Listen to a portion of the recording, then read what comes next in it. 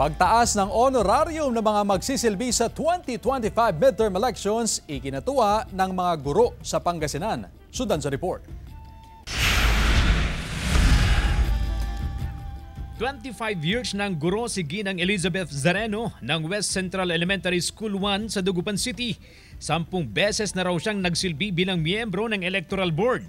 Muli siyang magsiserve sa 2025 midterm elections. Ayon kay Teacher Elizabeth, tumanggap siya ng 5,000 pesos na honorarium noong una siyang mag-serve sa eleksyon. Ikinatuwa niya ang pagtaas ng kanilang honorarium sa darating na eleksyon.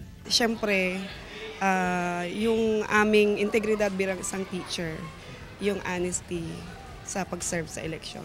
Noong 2022 elections, tumanggap ng 9,000 pesos na honorarium si Teacher Myla ng parehong paaralan. Malaking tulong daw ang pagtaas ng kanilang honorarium. Alam naman natin pag election po, talagang ano po yan, pagod, puyat ang inyong karamay dyan.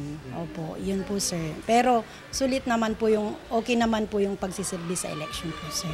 Mula sa 9 to 10,000 pesos noong 2022 elections, pumalo na sa 11 to 12,000 pesos ang matatanggap na honoraria ng mga magsisilbing electoral board.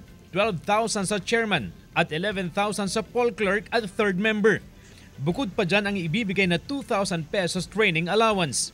Sa Dagupan City, mahigit 9,000 ang poll workers, kabilang dyan ang mga miyembro ng electoral board, support staff at technical support staff. Dahil mas mahaba po yung voting hours kasi kung matatandaan natin, magsasagawa po tayo ng early voting hours para sa senior citizen PWD Buntis. Nakatagda ang eleksyon sa May 12, 2025 na magsisimula ng alas 5 ng umaga at magtatapos ng alas 7 ng gabi.